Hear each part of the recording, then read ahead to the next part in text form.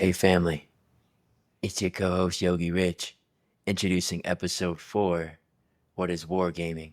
OneAnswer Yoga. This one was really the main first podcast that we had on a topic that wasn't an introductory episode.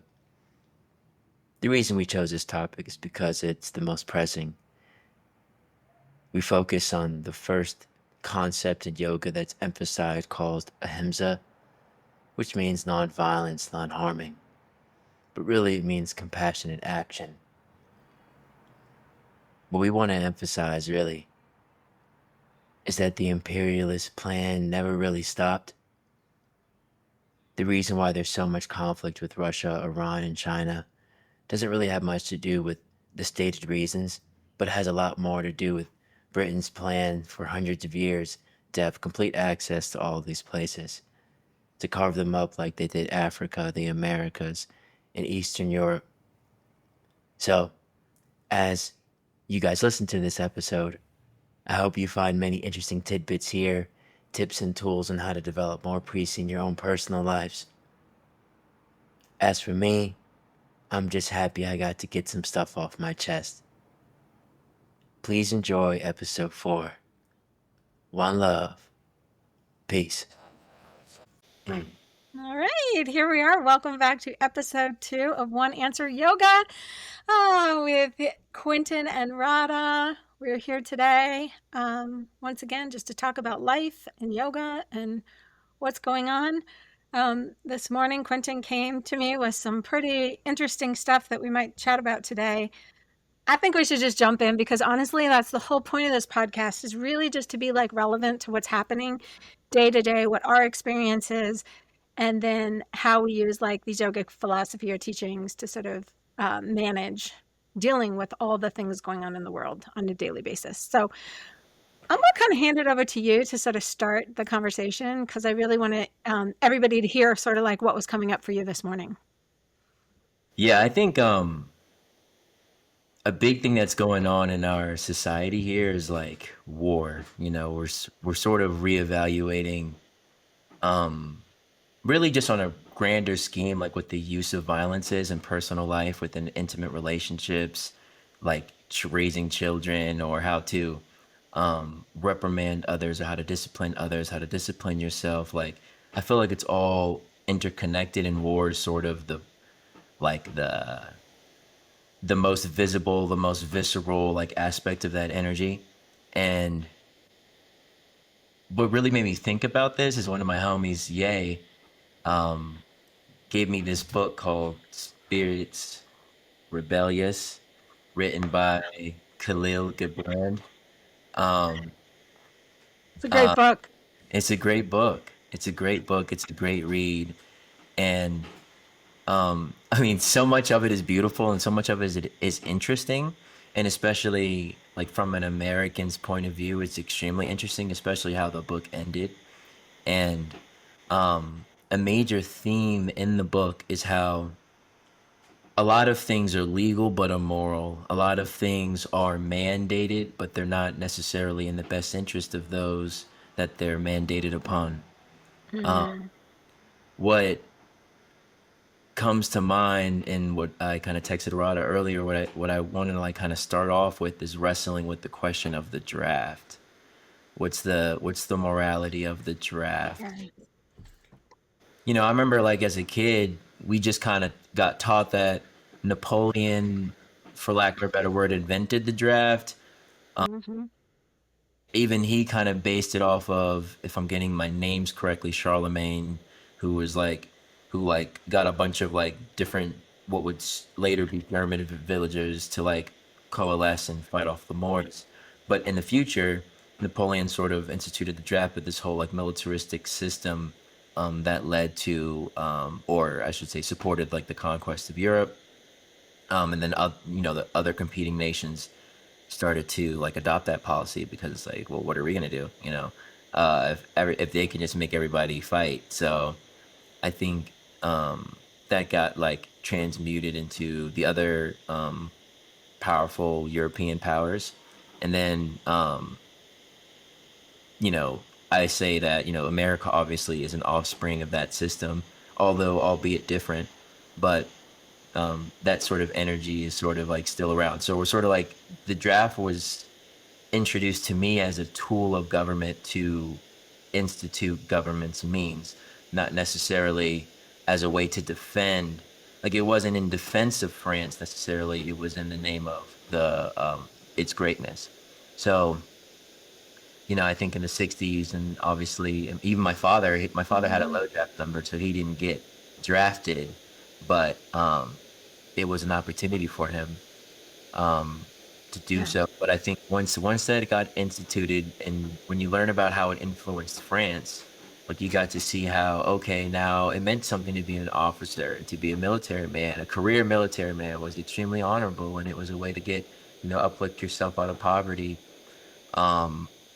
If you want to do it voluntarily, and like kind of, I would say you can get into it involuntarily, but if you want to voluntarily stay in the system, like it's actually not that bad of a thing. Like I know we're forcing you to do this, but there's a lot of perks to it. Yeah.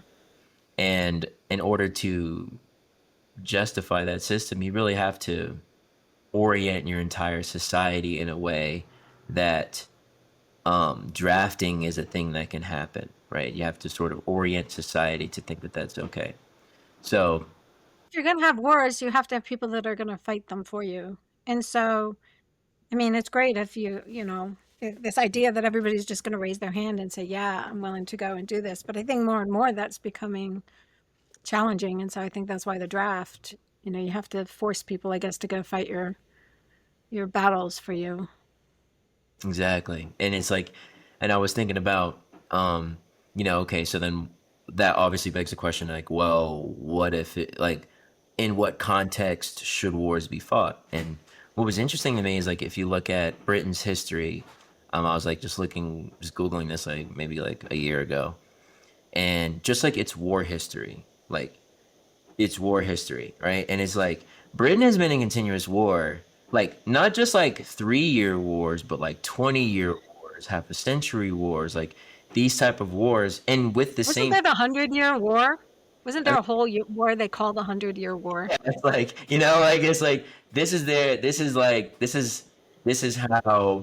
how it goes, and I think it's just interesting how like Americans today are like, oh my goodness, like just perplexed that as soon as we became allies with these folks, that like now we've been in war ever since consistently. Right. And I'm a Virginian, so I very much, I try to embody that energy of you know we aren't meant to wage war for the same reasons. We don't have the same types of institutions, hypothetically. Mhm. And so yeah, the draft, I was just thinking like, when it comes to the draft, I feel like if people were polled today, or people could vote today, like should there be a draft? Like out of all the different options of self, we're not saying that things aren't going to happen to us. Like we're not saying that we might not need to have a military force. But does this particular thing, like, does it have to be necessary? And what we've seen is like, Nazi Germany, or like a lot of these countries that had the draft, and we're losing, like they're like, we don't care who you are, like just come and get it. Like same thing happening in Ukraine allegedly. From what stories that I hear, is that Yeah. the types of people that, it's not guys like me, plus from 18 to 35. It's not folks like that. It's just like girls that are 14 in the case of Germany, or like dudes that are 50 hypothetically in the case of Ukraine. And like, so it's like just folks that like you're now like obviously showing your hand, where it's like, okay, these are people that obviously didn't volunteer, obviously don't want to do this, and yet you're saying you're doing this in the name of those people. And I think like as Americans, like sort of we believe in like the creator that instilled us with, that is like created us, and then like we just express that, and the government's institution is, or the reason the government exists is to protect that expression that naturally occurs, and make sure that that like we're able to first, the citizens first, like express ourselves. So if the citizens aren't saying that they want to do something, how can the draft be accepted. Especially in 2025. Like it'll be one thing you're okay, look, you're like, okay, we're going up against Britain, we're going against, we have all these crazy folks, we don't know where they're gonna come from. But today it's Yeah. a very different space. What do you think? It's interesting that I mean, obviously, our draft in the US is very different than drafts from other countries. Like, I have friends in Israel, and everybody has to serve in the military. That's not even a choice, and it doesn't matter whether you're male or female. For some reason in the US, up until now, the draft has still been very male targeted, right? Like, women don't get drafted yet, Hmm. which I think is interesting. I wonder if that's going to change soon now that women are in the military more, although it seems like they're always trying to backpedal on women and what women can do and what they can handle and them being in the military. But there's something to be said for like targeting this one population and saying you have to go out and do this thing. And I think, you know, World War II in some ways was very romanticized. We were fighting some like big evil Yeah. that the world could get around, right? Then came Vietnam. And Vietnam was just like a bunch of young boys being drafted who did not even want to be there. They didn't really even understand why they were fighting half the time. It didn't really make a lot of sense. It seemed really disorganized. Hmm. Um, and my father, interestingly enough, also didn't get drafted because he, at the time they were drafting, they weren't drafting people with one child. Oh, no, first they were drafting single men, and he had gotten married. Then they were drafting married men, but not ones with one child. And then they were drafting men with two children or whatever. And he kept like escaping the draft sort of because he Yeah. kept like having more kids. So like eventually there were six kids. So, um, but he ended up not going either. But certainly, uh, the men that feel comfortable talking about it, which honestly is not very many. Mm. Um, they don't, it's very hard to find a Vietnam vet who really just wants to be wide open and talk about his experience. I think the PTSD from that is really, really intense. And then, of course, we have like then, there was Desert Storm. Hmm. I mean, Korea aside, but Desert Storm was also one of those where everybody was kind of like, okay, like, yeah, we're going to go against the Arabs. But then by the time we got to like, you know, Afghanistan and Iraq, we were all just like, what are we doing? Like, this doesn't make sense. But at the same time, people were really patriotic and all these people were signing up for it. And I mean, I'm on a tangent here, but Please. I feel Tangent. really, really passionate about veterans. Yeah. And I feel really like pretty heartbroken by the fact that so many veterans commit suicide every single day in a country where we are supposed to be so patriotic and so proud of our armed forces and our veterans. And we're all like waving American flags and talking about our freedom. And yet we won't even take care of the people who achieve that freedom for us. And so to me, Mm-hmm. again, I like to wind everything back to yoga, right? Wind it all back to yoga. That is not like a yogic stance. Like yoga is truth, it's authenticity, it's and it's not always so one thing you had talked about was ahimsa. So maybe why don't you start sort of with what you were thinking about ahimsa, and then I can kind of expound on what Swami Satchidananda sort of said about ahimsa and Oh, looking yeah. at it in the context of what he taught. Yeah. I mean, there's okay. So I was actually just reading the Ramayana. Actually, I'm gonna have you pause 1 second. Would you pause just for a moment? yeah, no Hold problem. on. We're going to pause the recording just for a second. Okay, we're back. We just had to do a little adjustment on our sound. Yeah. So So, a okay, hymn. so Quentin was going to talk to us about ahimsa. Yeah, I think that's where it really well, that's why I think the draft complicates things, right? Because the principle of ahimsa is really an individual to non-harm. I think, and this is gonna. I wanted to also add a little bit of context too, because like I grew up in Virginia, which most of it is Quantico. Not most of it, but a lot of the land is Quantico, and all throughout my life, especially like from 2001 and on, maybe even sooner, but definitely from third grade, so from 2003 and on, certainly, like I'm like, the only other place that got more bombs in Iraq was us because we were doing a bunch of bomb testing there. And like, we would be in Yeah. class and the rooms would be shaking. new kids all the time because of all the military families, things like this. And but why I wanted to start there with the draft is because when you orient society to be violent, when you orient the masculine to be violent on behalf of others, right? That is essentially the opposite, right? To harm on behalf of others, like you're serving others by harming others, but and also with the added context that we know that war typically is fought over resources. It's not fought over self-defense. So, um, even in like the Eastern Let system, me let me jump in here just for a second. what's up? Just in case our listeners don't know, Ahimsa is one of the yamas and Yeah, niyamas, and this particular one surrounds nonviolence. So Ahimsa is generally directly translated into the concept of nonviolence.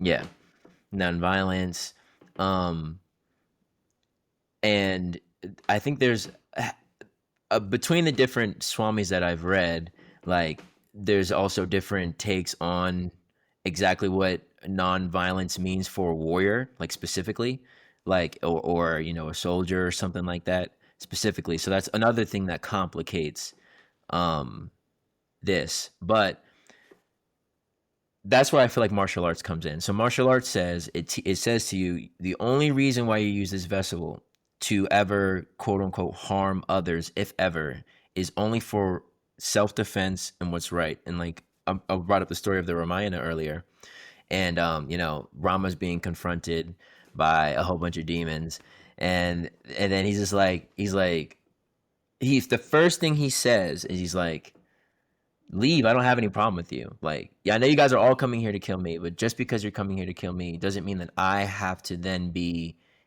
That doesn't mean that in response to that, my natural first thought is I need to kill you. You're trying to kill me. I need to kill you. And I think switching that, the martial arts kind of switches that, and it goes. Someone wants to become violent with you. Okay, that's fine. You know how to handle that. And your only response is just to be as peaceful and clear minded to respond to that threat, danger as accurately as you can, as peacefully as you can, and only do just enough to stop. If that's the position. So I think on an individual basis, you can choose that in your everyday life. You can be like, okay, I know typically I would snap at something. I would go like, and just snap at my partner, snap at my coworker, snap at just respond in a way that is sharp, like striking them with verbally or mentally than verbally. Mm. Um, and you could be like, okay, that's it. That is that energy is feeding this larger energy of violence. It's almost like there's like a conglomerate of violence, and it's just manifested in like the military contractors and some of these governments and some of their actions. But on an individual level, it's cumulative. And we see that because we live in a democracy. That's kind of the whole point, is that cumulative peace manifests in peacefulness in our actions abroad. So that's kind of like a small way. Then there's the more extreme examples, like hitting pets or hitting your kids or certain things like that, when you feel like, okay, I need to discipline them, but maybe there's another way to address this that is non-harming, that doesn't cause them pain, but guides them in a different direction, maybe touching their soft corner, as Swami Sachinanda used to say often. Um, and then, but on another level, it's like, okay, then there are those circumstances, right? Someone comes up to you, bumps you, hits you, does something to harm you. Your first thought should be like Rama's, like, I didn't have any problem with you, and then I'm gonna run, and or in any direction. If you can't outrun them, then you still choose peace.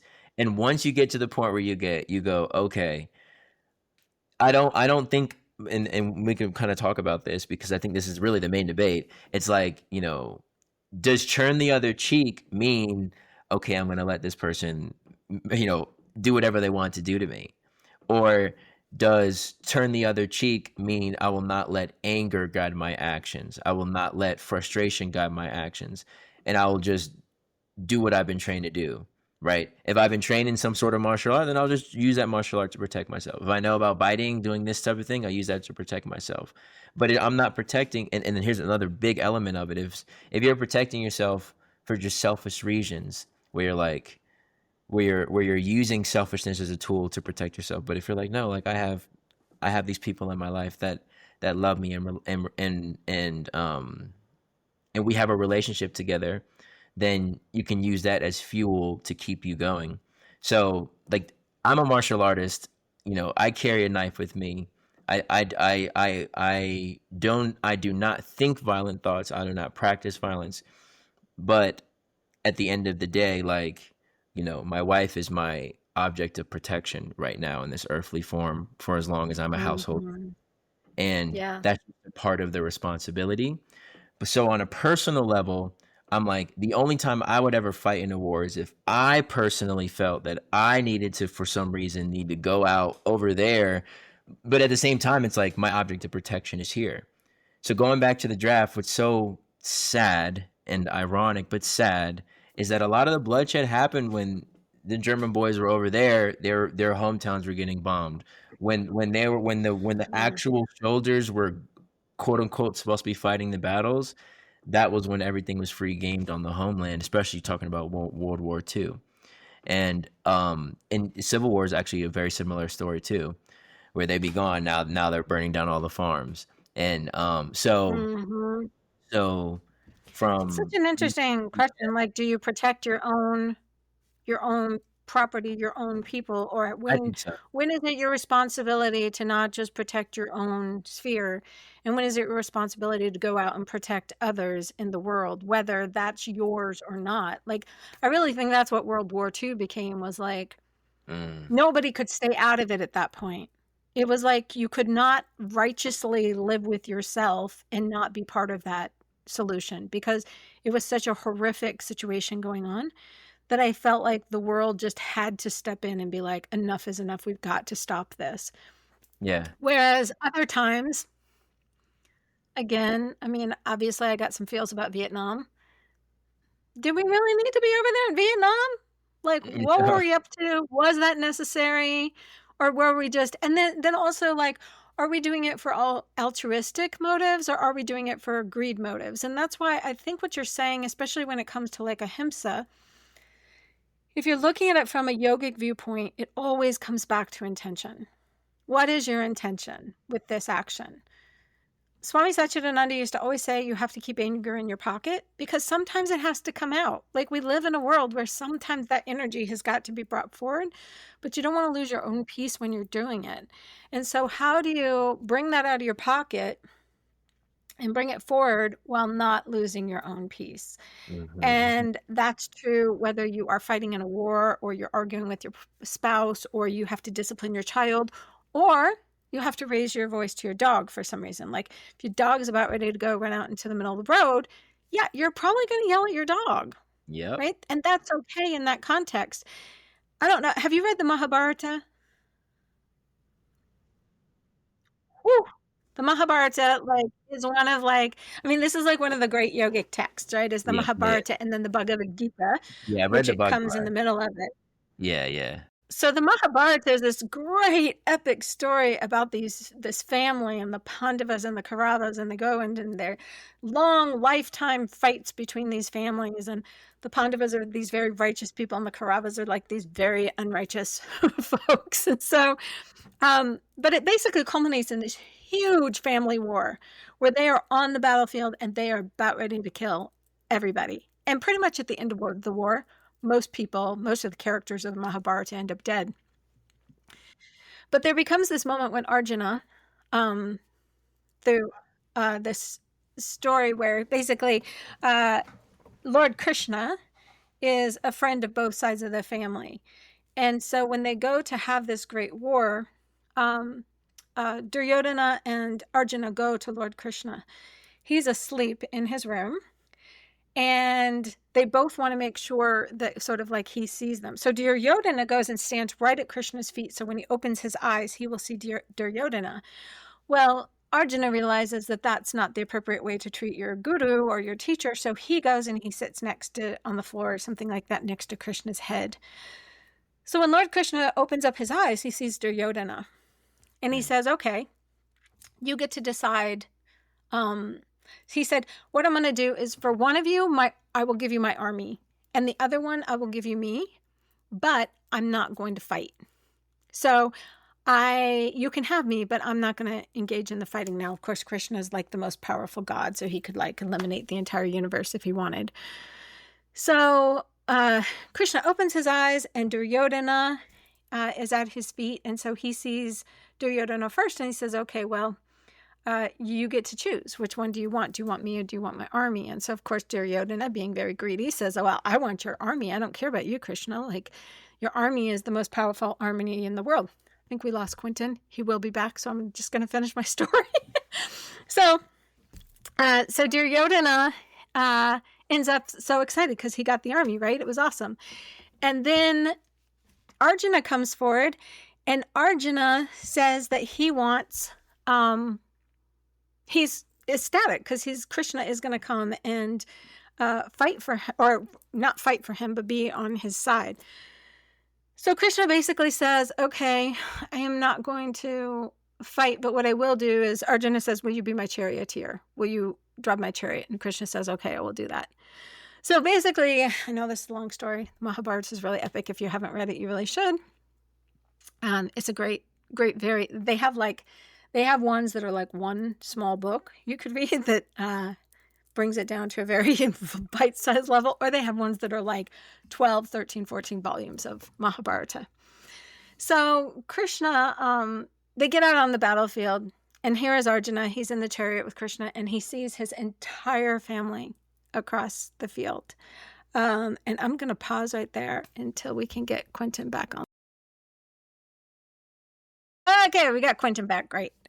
So we're on the battlefield, and we are facing, like, Arjuna is there, and he's facing all his family, like his favorite uncles, his like cousins, like everybody he loves, his mentors, his teachers. There's this incredible part in the story where they all have to choose sort of which sides they're going to fight on. And I mean, if you like juicy, like, I do. epic stories, there is nothing better than the Mahabharata. And I was telling them, you can really like have, like, there's this really short version you can get that kind of like, tells the story really quick, or there are volumes that are like 12 volumes long of this one single story.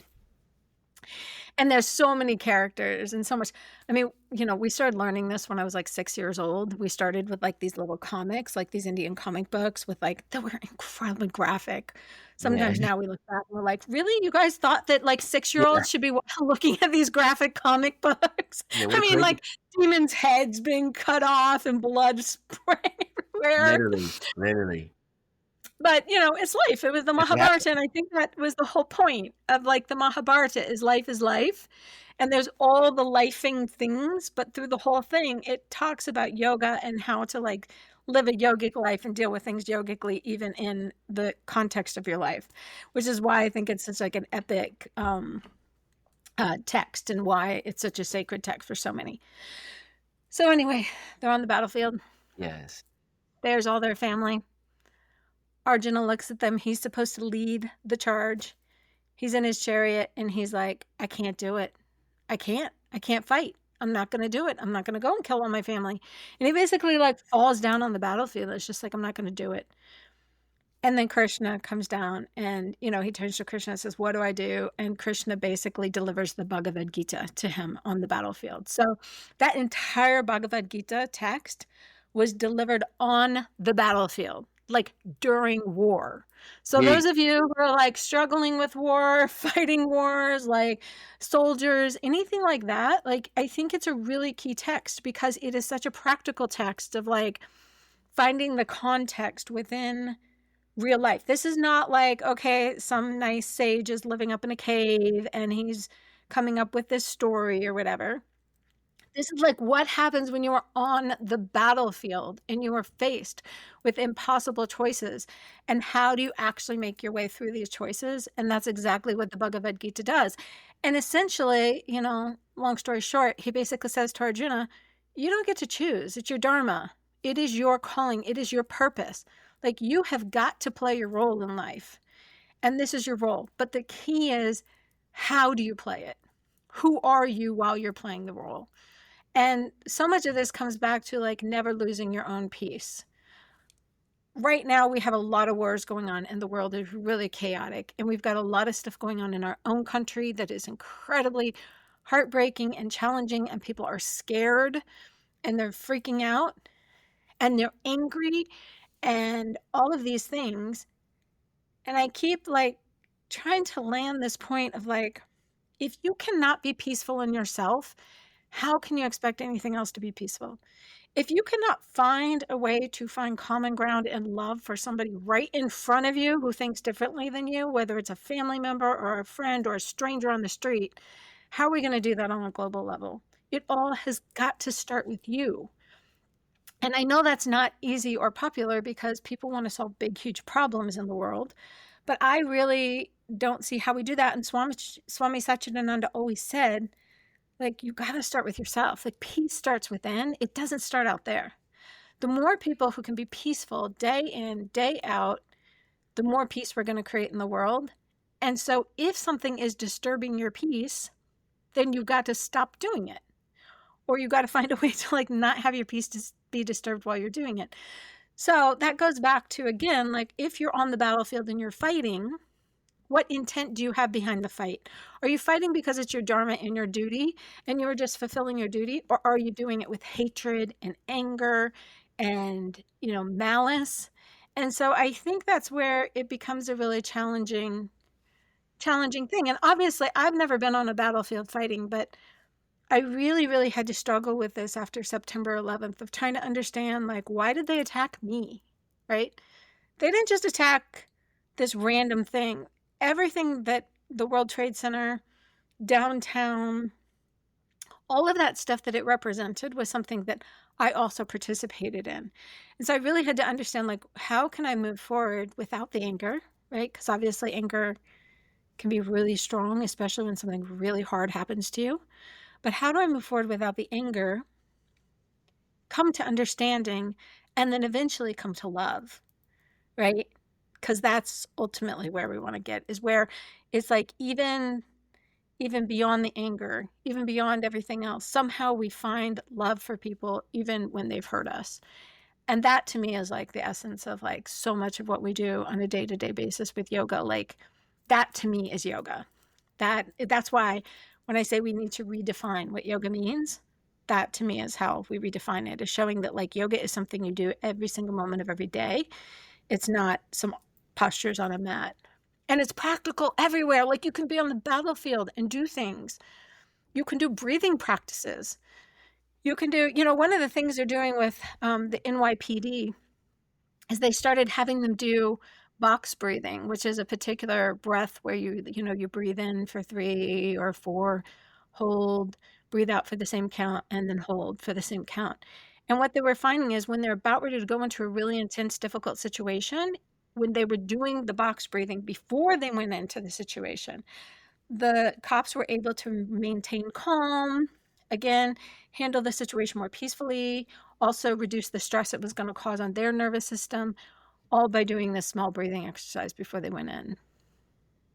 That was So quite a tangent. I like that. There's a lot of different places that I want to like dive a little bit deeper in based on what you just said because I grew up with a lot of these people and they might hear someone say, you just have to have more peace within yourself. And they're going to be like, well, you must have never met any of the people that I'm around at all. Like, and you realize like, and especially in a masculine environment, as boys, like boys being boys, we prank each other. We mess with each other constantly. But I will say like, there's multiple levels to this because what was on my heart really was like thinking about the next 500 years of war, when it's appropriate, how it should be, like all these types of things. And there's multiple layers because there's in reality, right, like, and what a lot of Americans and a lot of my brothers and a lot of the people that are from where I'm from and have lived where I've lived or in Alexandria in these areas, like they are at a point now where they go like the Vietnam War. Even my dad, he was like, "Oh, it was a false flag attack by the French, and they tried to get us to fight on their behalf." Like it's not like it's there's that energy, that mindset. Oh, they were lying about the war. They were lying about that because they had Right. these Yeah. political and economic incentives. So A lot of them kill themselves because of that. Another reason why a lot of them kill themselves is because I played football, right? Um, I even feel bad about it to this day. There was this one moment in football where I got nervous and I didn't land a block the right way just because I was scared. Didn't land a block the right way. That guy went on to tackle my homie and hurt his ankle. And his ankle hurt for a while. He was really good and he played for a long time.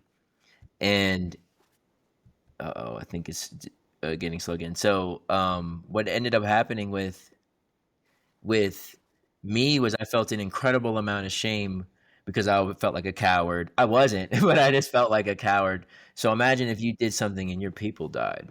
Imagine if you did something and not only you or you killed a bunch of people or that out of fear and then you get to this point where you reach this thing. So it's like for my so that is the reason why we emphasize peace of mind so much, because peace of mind gets you out of that fearful state and allows you to operate most efficiently. That's why like all police departments, all military branches and I should have a heavy emphasis to like mental clarity, whatever practices that is that resonates for you guys. Like Yeah. I think and that's why I love seeing like jujitsu and these certain things because they're right at that border where like when you're practicing jujitsu or you're practicing martial arts and you're actually fighting and you're actually exerting that energy, you don't have that same need to go out and be violent in the same way. So even if you are a soldier, you don't your negative disposition is like diminished. You start to you have more energy available to you to see things clearly and you have less fear because you're less fearful about your own position. If I was, let's say, if I had more playing time on the football field, I would have been less nervous to make that block 100%. If you have more time practicing controlling the mind and practicing these breathing techniques outside of while you're on duty, once you're on duty over tour, I also want to say a couple more things because there's a couple things that you brought up. So I was talking on a grander scale why war might be fought, but on a more smaller scale, I got another homie that I met. I built a building in Quantico, and he was like 25 years Aries too, 25 years my senior, and just Aries. So like, if you know anything about Aries, you know what I'm saying. But we connected on our heat and like our like just like lack of patience for certain things. And all around a nice guy, great guy. And the thing that he told me as a youngling from Ohio who saw the towers came down and was like, oh hell no, we're gonna go over there and do something. He felt righteous in doing so, and now he's, I don't know his exact position, but he's an infantryman. And they're like, it got to the point in the war where it was like, okay, my response, like when you're actually a soldier, your actual responsibility is to your teammates. That's actually how it turns down to. It's like not to this politician or George or Cheney or whoever. It's Mhm. really to the people that are around you. So you guys have your team formations, and you're doing your thing, and you go, okay, this is protocol. Protocol says do X, Y, and Z. Okay, I'm gonna do X, Y, and Z, and then we done X, Y. We went by protocol the last 12 times, and we've lost brothers. Instead of clearing buildings like room by room, we're just gonna start dropping buildings. Like why are we putting ourselves at risk when we have the upper hand? So what ends up happening is like another reason why they're mentally suffering is because at a certain point you realize like, well, I did all these things in defense of my brothers, but if the shoe was on the other foot, like, and you hear these stories with Jocko Willink and a lot of these Navy SEALs or just different ones where they're like, yeah, I went into some guy's room because he was a bad guy, so I was told, and I came in the room in the middle of the night and he pulled out his gun, so I had to shoot him because he pulled. But you're in his room in the middle of the night, like, you know what I'm saying? If the shoe was on the other foot, it would be a completely different situation. So my mind is full of stories like this Yeah. where it goes, It does. It brings up like a lot of moral problems what and more problem? moral quandaries of, Because then you can't yeah. say, I and mean, then I you think, can't say no. You can't say like, you can't be like, okay, I think this is wrong on a personal level. If you leave, you're AWOL or you get Article 15, and that's where Ahimsa meets the road, where it actually meets actual manhood in America and womanhood too. Don't get me wrong. In actual being a soldier, now with drone fighting, it gets even more complicated. But just that understanding that, okay, I'm responsible for my actions, regardless of if I was told to by a superior. I think that sometimes in like as Americans we can have that position because we can. Like that actually is what it was all about. And I think like as time grew, it got subverted. And the last thing I wanted to say is like,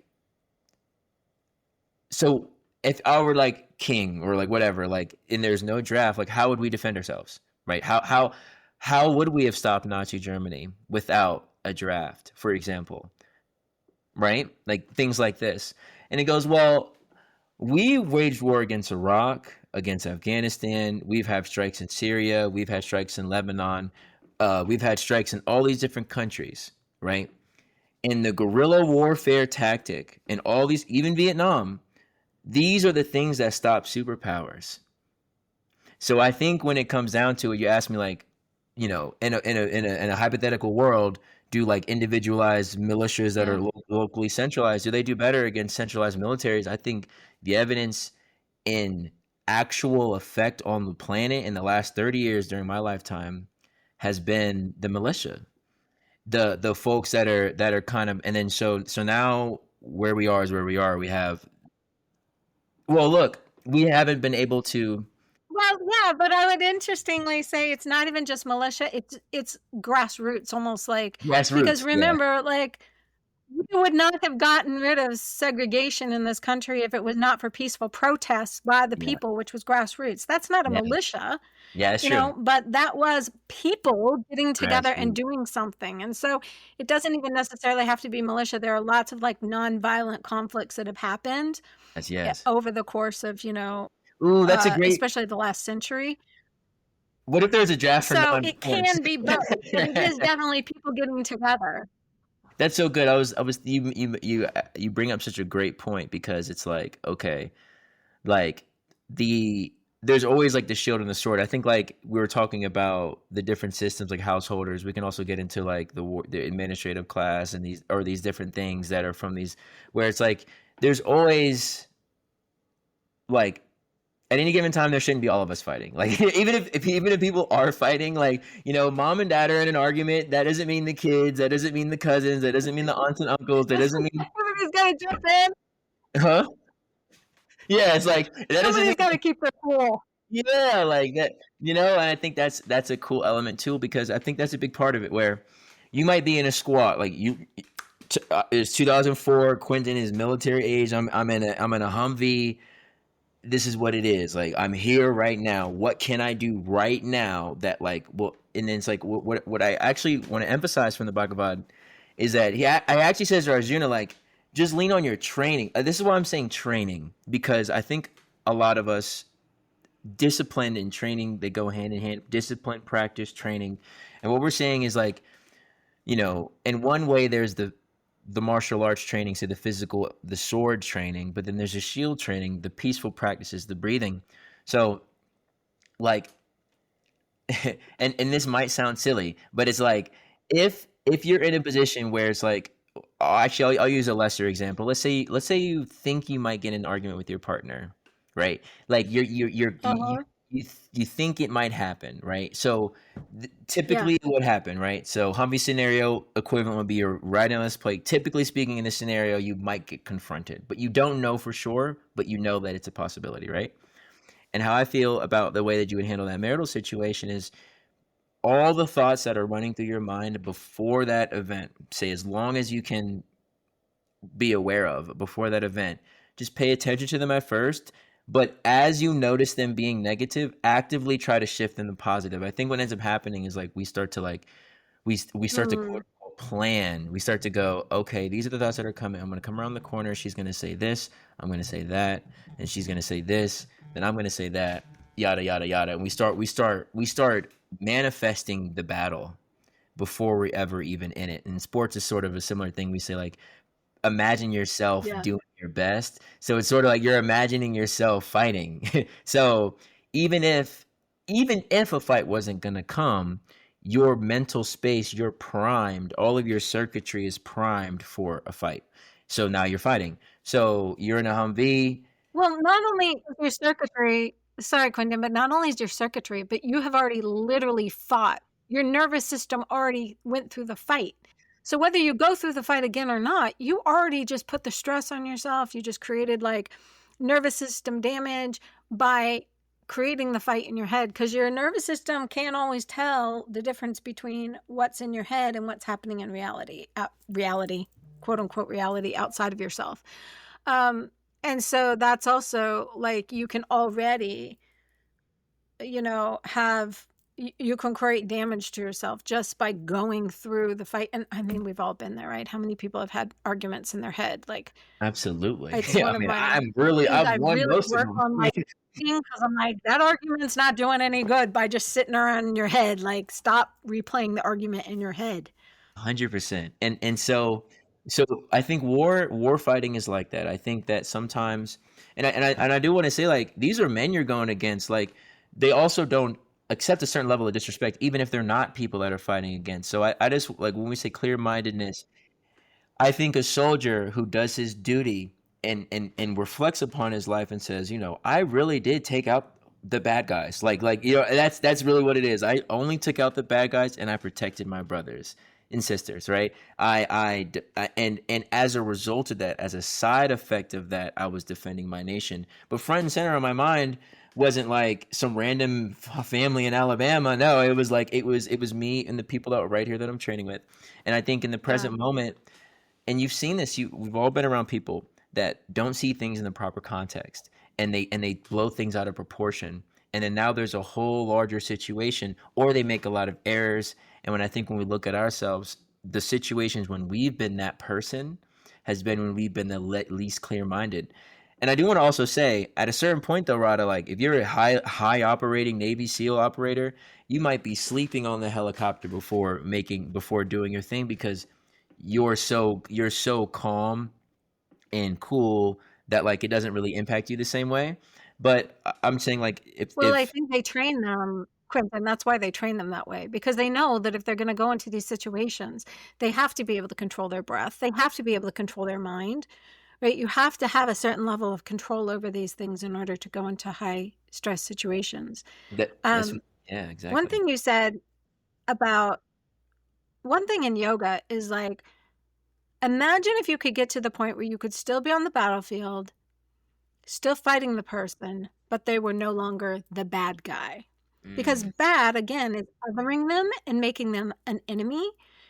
But what if there's like, yoga has this thing where, like, you don't have to make them the enemy or bad, because there is no positive and negative really in yoga. There's just neutrality. Everything's neutral.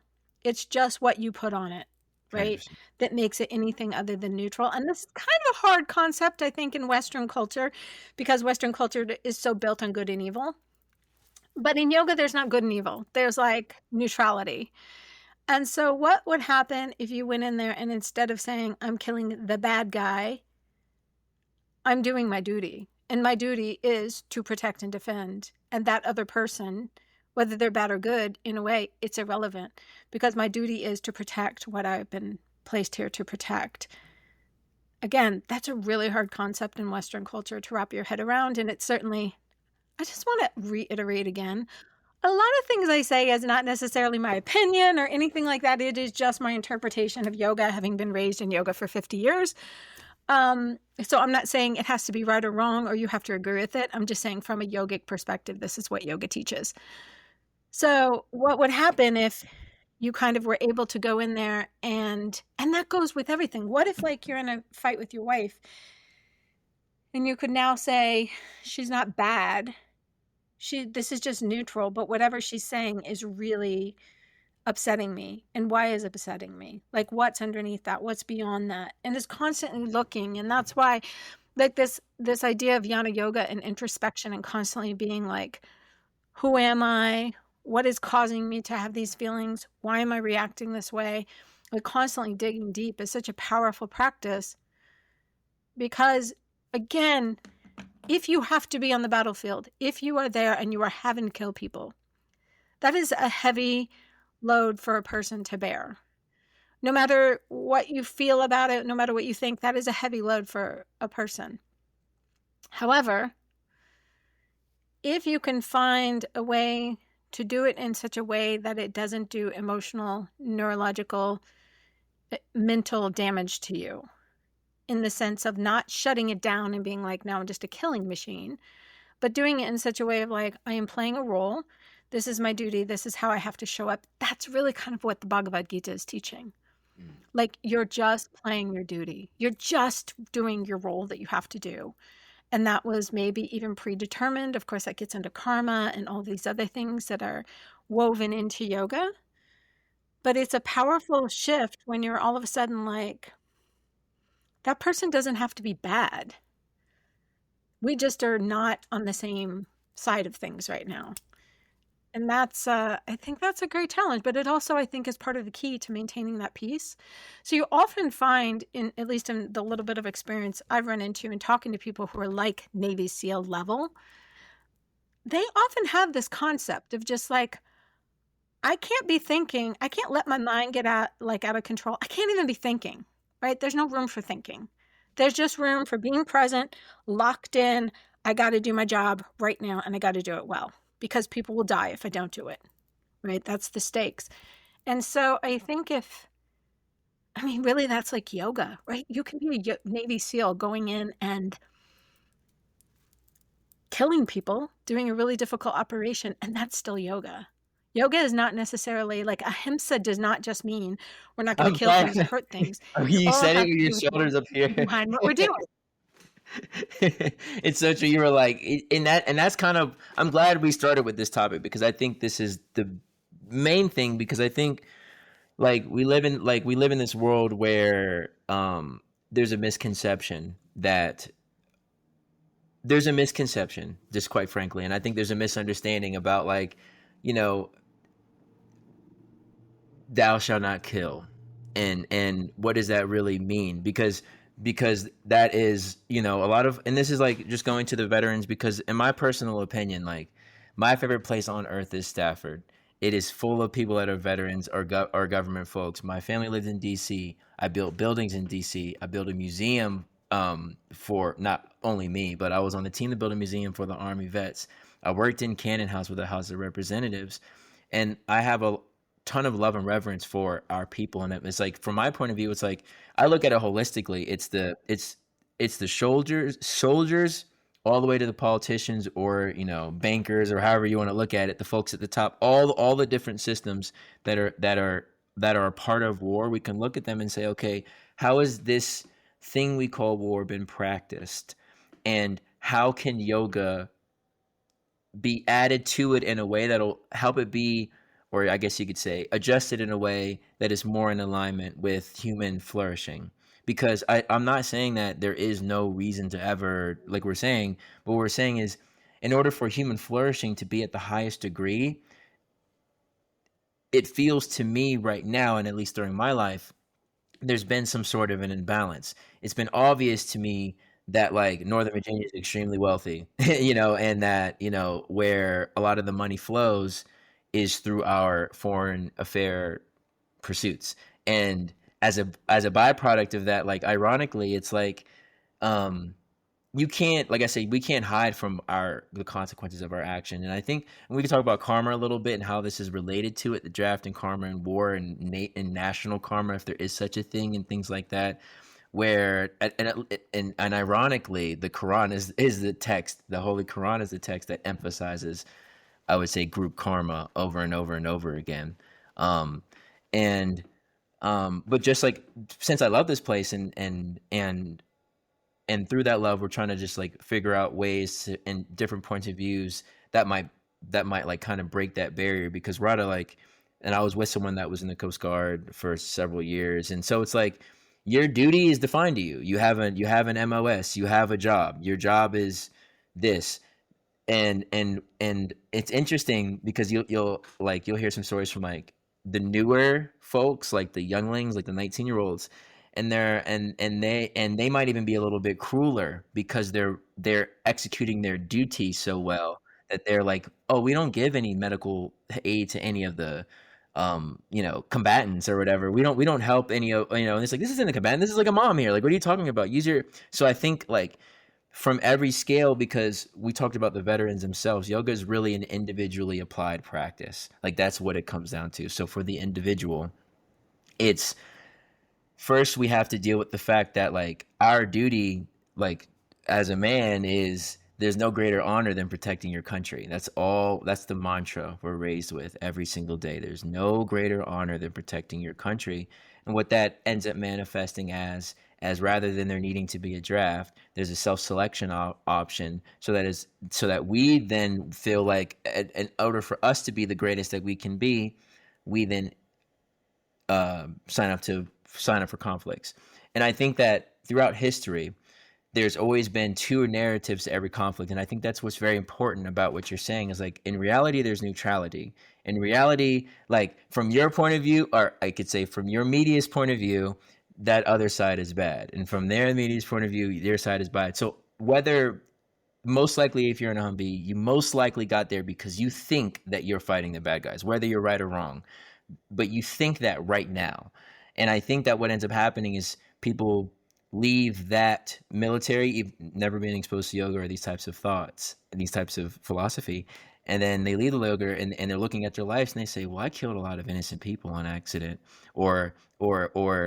and that Or also, on purpose, not on accident. yeah, I killed a lot of people on purpose, I mean, kill a lot of people on purpose, intentionally, because that's what I had to do, and that I was doing my duty. And I think that's the dichotomy where it's like, look, this was all ordained. Like, that button that you pressed, that was meant for you to happen so that you can benefit from this experience that happened. Like, and I think that that's true. Like, that's what Ahimsa really means to me, is understanding that there's, like, a higher order and that there's a higher level of mercy that's applied, and a higher level that doesn't need to be applied on that human level. So you can be like, look, for that person that killed a whole bunch of people, and that was their duty, and now they might be contemplating taking their life because they're at a place where they're like, because this is the reality, like, a lot of vets are on the right, as in a lot of vets are not necessarily, they are necessarily thinking to themselves, like, we didn't necessarily go over there for the right reasons. They actually don't agree with George W. Bush anymore. A lot of them folks, like the George W. Bush folks, are more so like, they were more so with like Mitt Romney and John McCain and kind of like those types of folks. But like the MAGA folks, they're much more of the kin that feel like, hey, look, a lot of these were unjust. A lot of our brothers and nephews and uncles that went over that did the war, y'all aren't taking care of them right now. We can tell, we can see them. They're ODing, things are happening, and like, and it's our communities. And then on top of that, like, Bob Marley has this line, and I think it actually applies to a lot of our like Appalachian brothers and sisters that are over there. And he goes, basically, you enslaved us, and then as soon as we were not being enslaved, you started to hate us. Like, this is your reward. This is your reward for our love, for our penance. And like, so these guys, these dudes that were the patriots of my childhood, like the 50 Cent age dudes, right? 50 as my reference, 50 Cent, Ja Rule, Ashanti, that time period. Those guys were seen as the heroes, the like folks. And then now, because they vote for Donald Trump, they're the enemy. Or because they, and like, to me, it's just that cycle of like understanding that, like, that all of this is interconnected and correlated. And I was just thinking to myself earlier, like, if there wasn't a draft, if there wasn't a legal punishment for a long time for not going to war, a lot of our heroes, like Muhammad Ali, for example, went to jail, made an example of. If we lived in a world where it wasn't those things, but since there are those things, those systems impact the American belief system, so that it's much more difficult for an individual to practice nonviolence, because they're raised to think that violence is a sign of to be glorified, quite frankly. Like, we're so powerful because we have 20 carriers and all these bombs and all this kind of stuff, and we can wipe cities off the map. And so it's interconnected and intercorrelated. And I feel like if I could wave a pen and be like, look, I'm not saying that can't do certain things.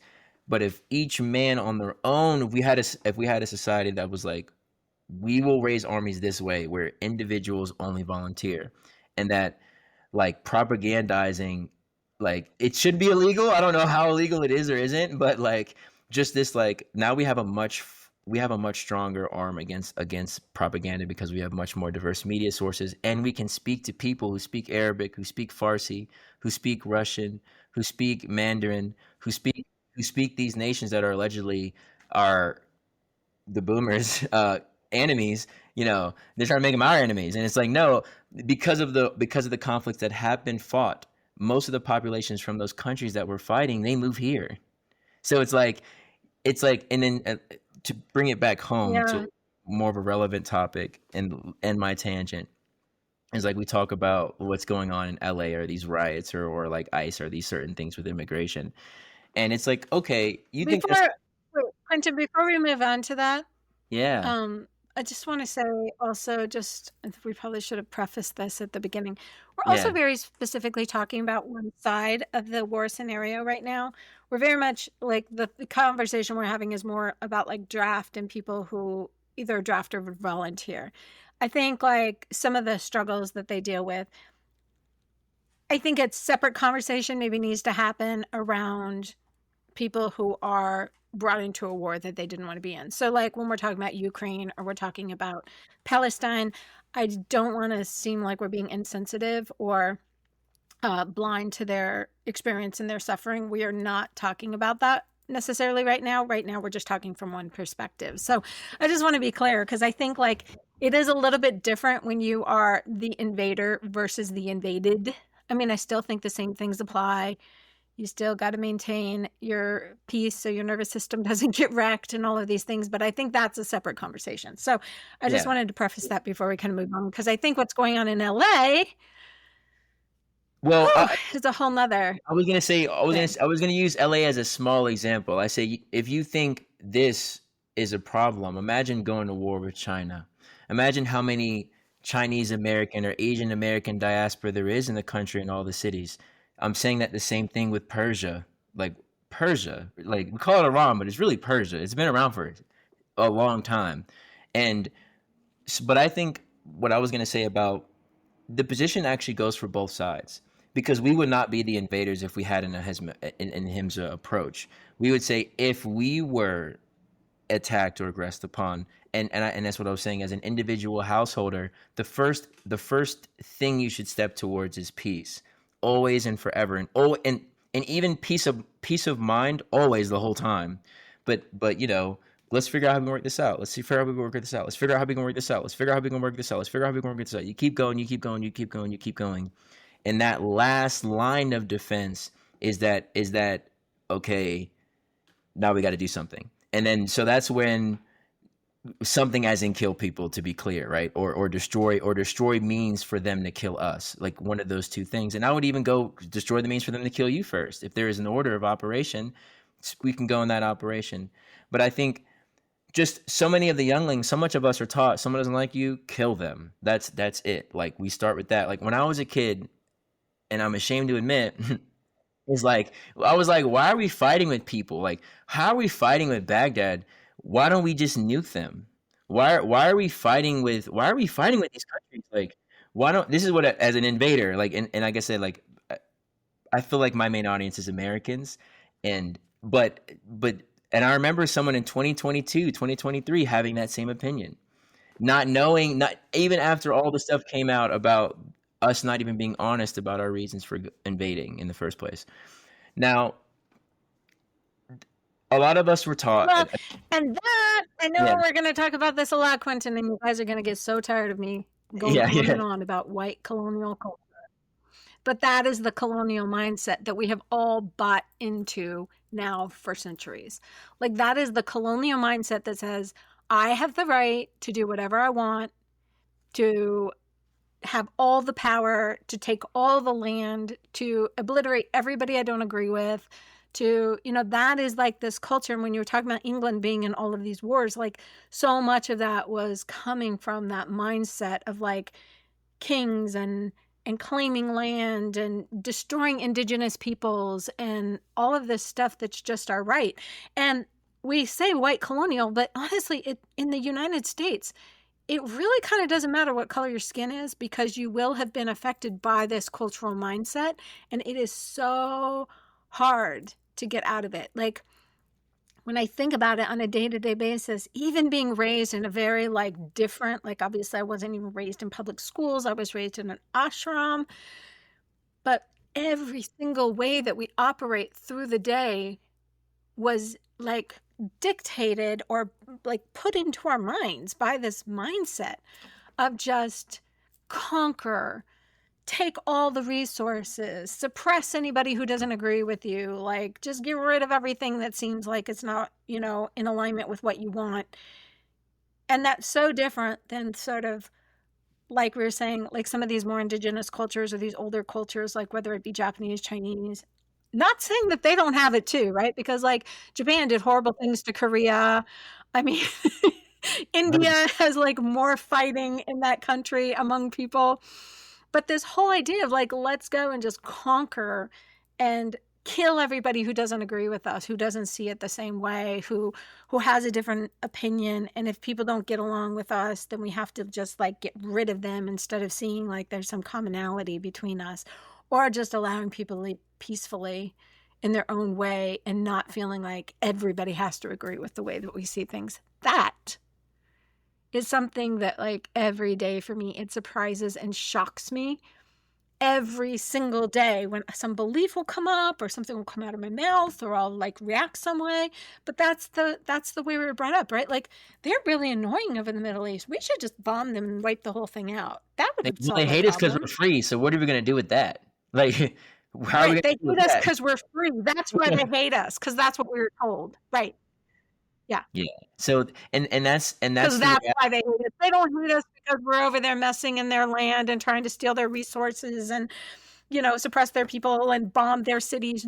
No, that's not why they hate us. of They course hate us not. because we're free. Of And course not. boy, England has never boy, had is any that annoying. intentions. England has had no intentions with the Middle East for at any point ever in their history. And like it's like, do we even know?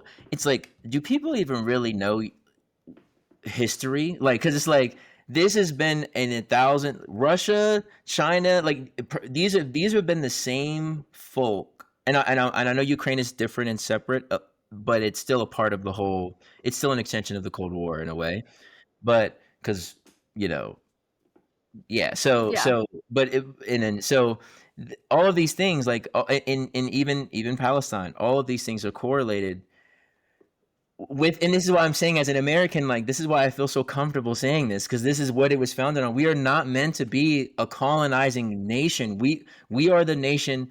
We had the white boys that were like, that's wrong. That was us. That was the land of Virginia and Georgia, and that transmuted these souls.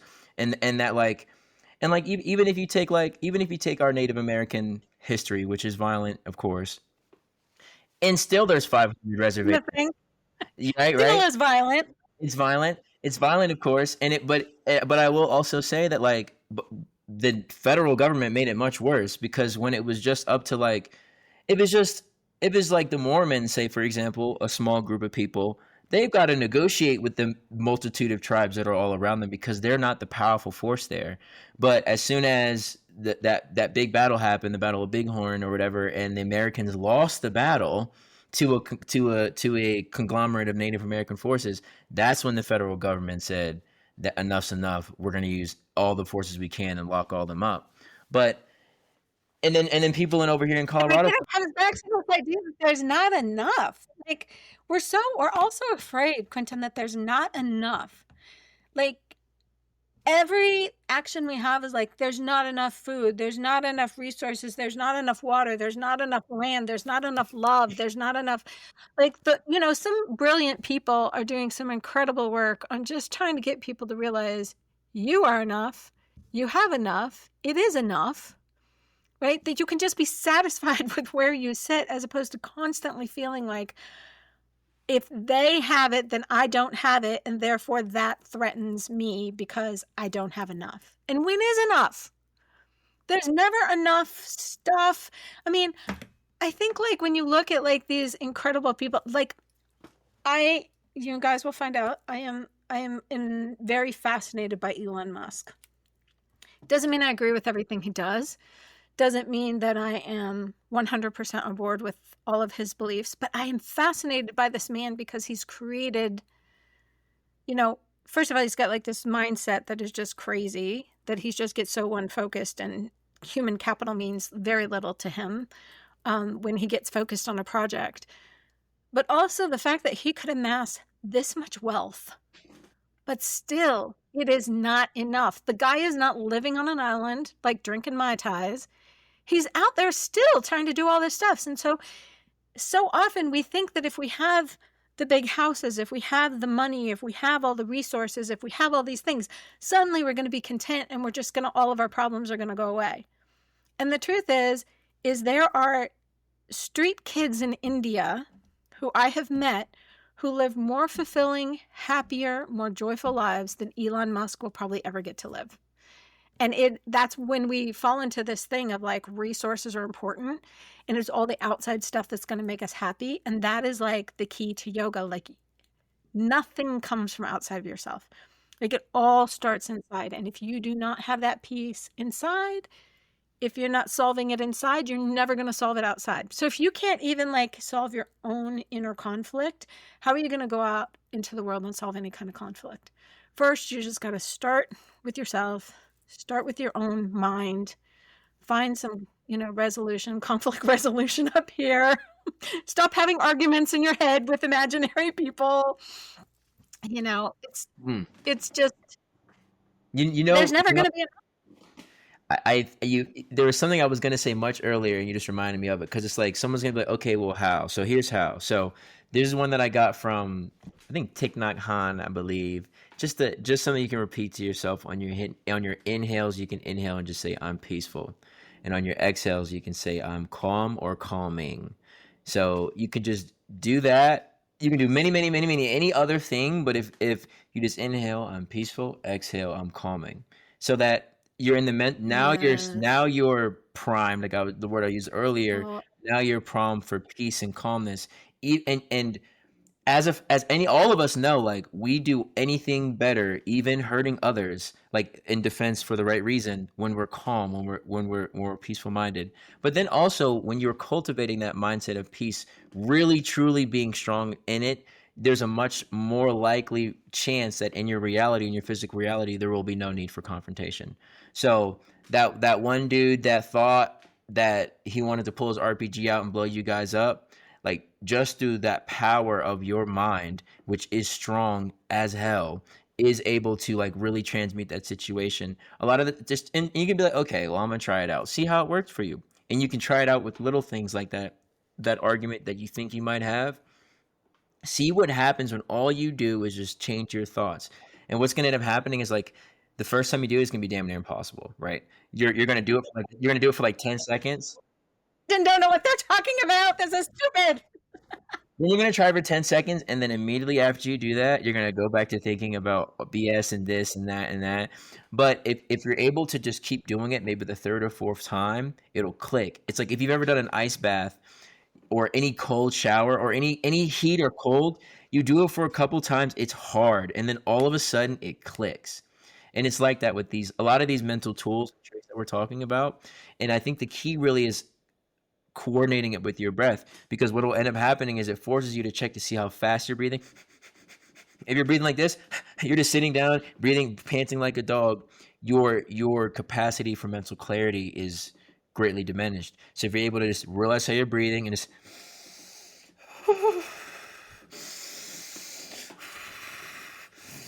at first, that rough, slow breathing will turn into easier, calmer, slower breathing. And if you can't even concentrate on the peaceful calamity, at least just focus on the breathing, and then add in that thought, or you could, and you can adjust it.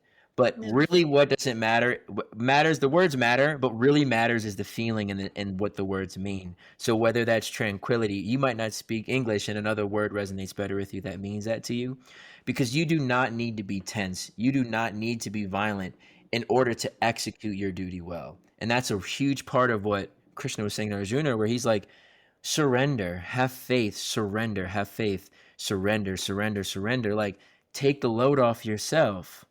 Yeah. Rest easy into this moment. Just string your bow. Just string your bow. Just swing your bow. And Yeah. just like the arrows are gonna fly and they're gonna hit their targets. You know what I mean? Just make the block. You know what I mean? You just try it. Just and so that's what we're saying here, where it's like, I don't. And another thing is, like, a lot of folks that come into the yoga community, they think they're too hard, or they feel like they're going to be judged by us when they get into that space, because they're like, I've killed 40 people. You've yelled at someone once on the road. Like, we have nothing in common. And Right. I think, and then you could, so I think that there's that energy where it's like, no, actually, like, we love to share yoga with the murderers and the rapists and the people that are in jail, because we feel like they have the most to benefit from that. Because at the end of the day, what happened, and it would be a shame if you lived the rest of your life in pain. It would be a shame if, like, what you did in the past, as an aggressor, or even if you felt like in your self-defense, but maybe you feel a little bit differently about it now, you can still look at life and be like, all that happened, events happen, but that doesn't mean that this next moment can't be beautiful, can't be blissful, can't be Yeah. golden. I think, Quentin, that comes back to like a really fundamental difference, I think, between like the basis of yoga and sometimes what Christian-based religions particularly teach you. In yoga, it is believed that you are God, right? God is not something that's inside you, but you literally are God. Everything is God. So if you are God, then that is just pure beauty, goodness, love, all the things. And it's only this sort of like veil of Maya, or this veil of illusion, that comes down that makes you think that you are anything other than that. So when you see yourself reflected into the world, Swami Satchidananda said it starts to be like you're looking into a dirty mirror, and you start thinking you have spots on your face, or you've got dirt on your face because the mirror is dirty. Well, you have a perfectly beautiful, clean, clear face, but the reflection that you're seeing is so dirty that all you can see is that your face is marred with all of this stuff. So the whole idea is to clean the mirror. Clean the mirror so you can see the pure, clear reflection of yourself.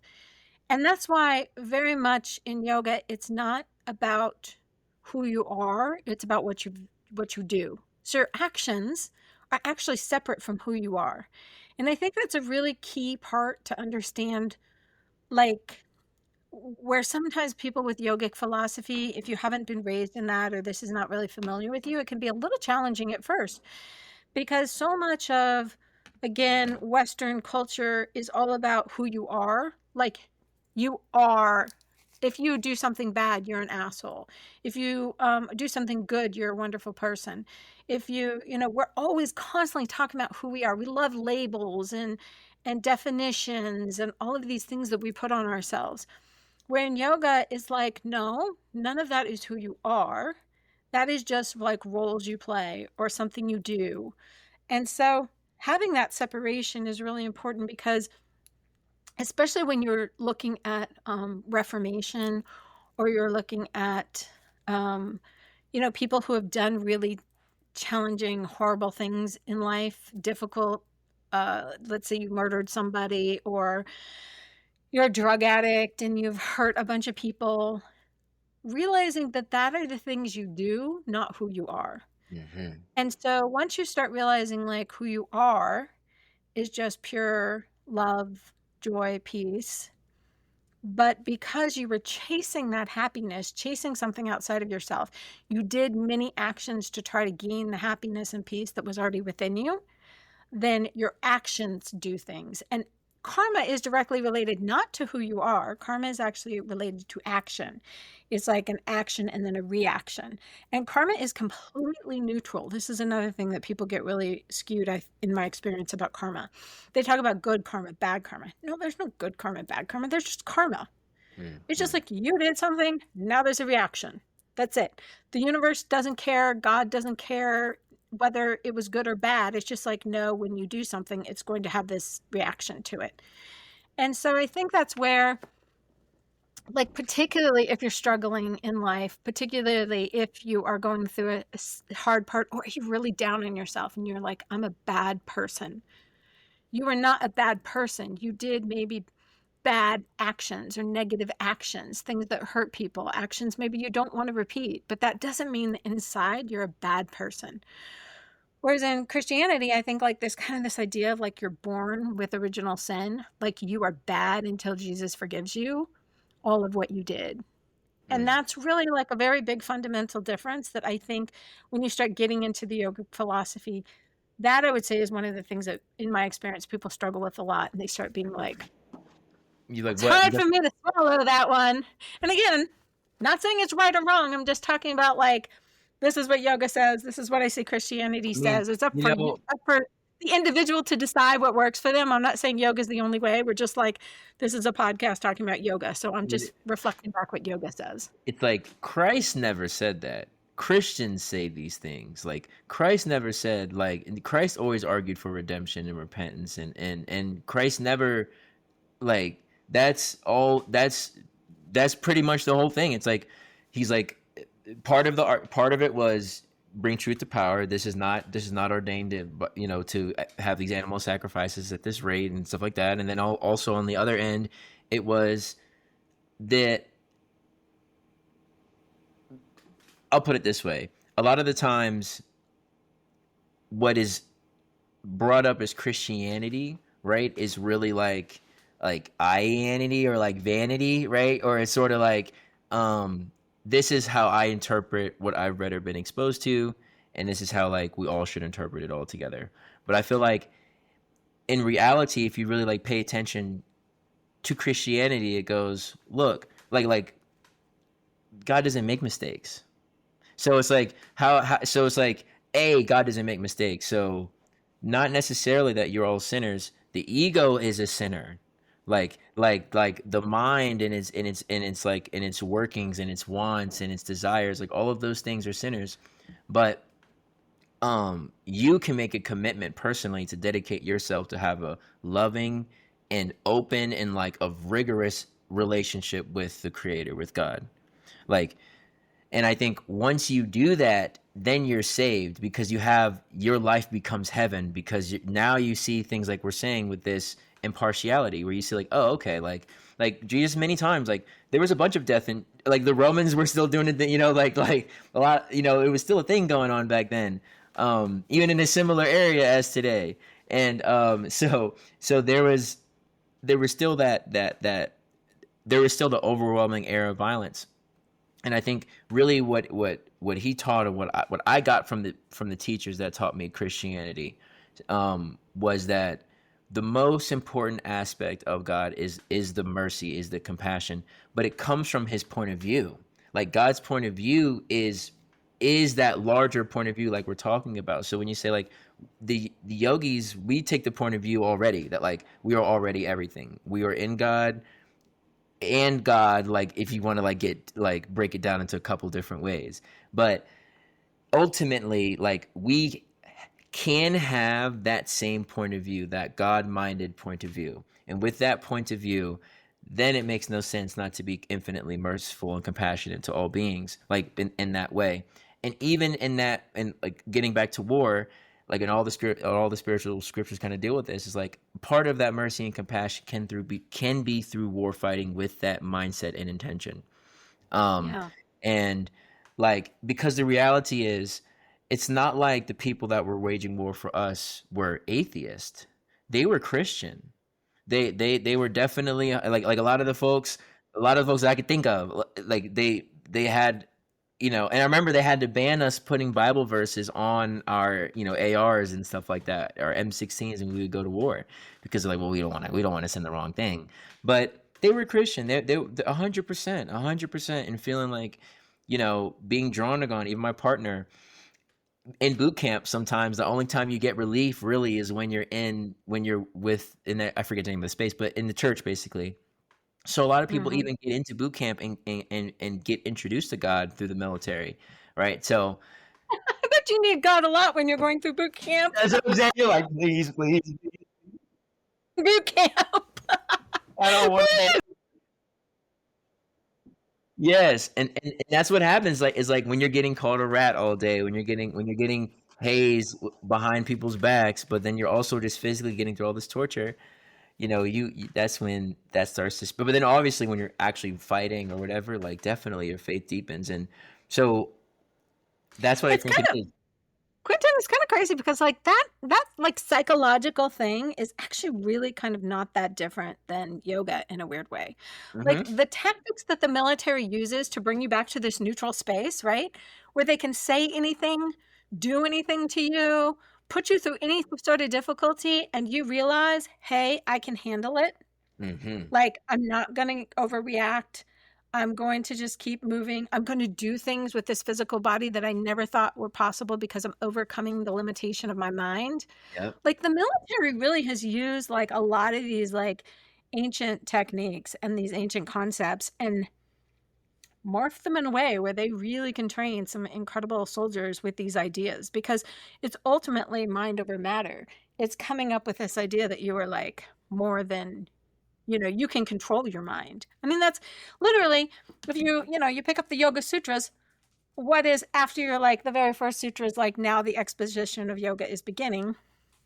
Then the next sutra is, you know, what is yoga? It's Yeah. It's restraint of the mental modification of the exactly. mind. That's it. Yeah. That's And all that it is is. yoga. So, like in a weird way, like even in the military, even when you're in boot camp and they are restraining those modifications, they're doing it in a different way. You're not doing it through like, oh, meditation.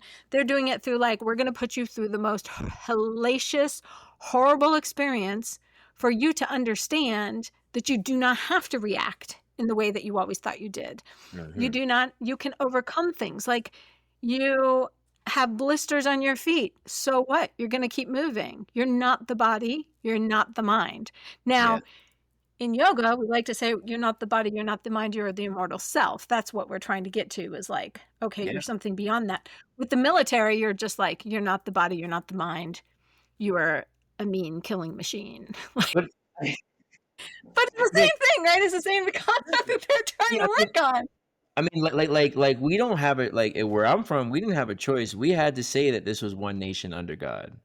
So everybody, like, that's what I'm saying. Like, even if you're not an atheist, like most of the folks, like that in our contemporary time, they have a religious understanding. They have a concept of God. They have whether they like the degree might vary, what faith they might follow might vary. But I do feel like I think real Christianity. What I was trying to get at too is like not real Christianity, but the a lot of my understanding of what Christ's teachings were aligned very well with the yogic teaching, or they parallel very well. That's why I think it works so well. Like Paramahansa Yogananda, even Swami Sachinananda, they reference a lot of biblical verses and a lot of their teachings that help correlate the two. And so for me, my point of view is this: it's like if there was a new society, or if we could look at the next 500 years of how do we create like I think just boys being boys, we're always going to care about this kind of stuff, right? It's like how are we going to Mhm. pretend how are we going to protect this space from the vices that we know exist? And then it's like, what is the best way to go about it? And like, to me, it's a mixture of both the East and the West still. And what you're really talking about is martial arts, because martial arts is really the root. It's an ancient tradition that it's really Mhm. all about peace of mind. It's about like, yeah, if you can handle a fight and someone that can fight better than you, and most of the time you're fighting people that are better from you, and it hurts when you loses, like then you can handle pretty much every other circumstance. And if there was so the military is trying to use that code, some of those tools and techniques, and then at the same time they still have the influence of the kings and the queens and their wishes and their needs. And if there was like that's why like if there was a system to exist, um the best war fighters are the ones that are both technically trained, proficient in their tools, but also deeply compassionate, extremely observant, in touch with their intuition. Because not all fights need to be fights. Every time you fight, you're really putting yourself at risk. And Yeah. understanding that some of us have a love to fight. Like some of us just like violence, like as a vice. You know what I mean? Like we like fighting. So it's like It's like some folks make up reasons to fight, and I think all these sorts of things get developed. And then a huge part to note is that, like, we're talking about 18-year-olds, 19-year-olds, 20-year-olds, right? That are really doing throughout history, doing a lot of this violence, and even gang violence. Similarly, same thing, where it's like it's just folks at that time period in their life where they're figuring out what it means to be like a person. You're transitioning from the school system into real life, and you're kind of just you're listening to the authorities, the old heads that be that are around you. And if and I think what kind of the aim is with this podcast and One Answer Yoga is like you can keep all of that energy in you. You can be tough and strong in a peaceful way. Like let's funnel that into martial arts. Let's funnel that into productive construction, not just like let's still embrace that edge of us that has that need to just do and be, and like let that human outlet be. But there's a healthier way to express that, and I think that's what yoga helps find. Is in that there are warriors way back when. There are folks, archers and swordsmen and all that kind of stuff. And they're also self-aware. Even Rama said himself, he's self-aware of his tendency to be violent.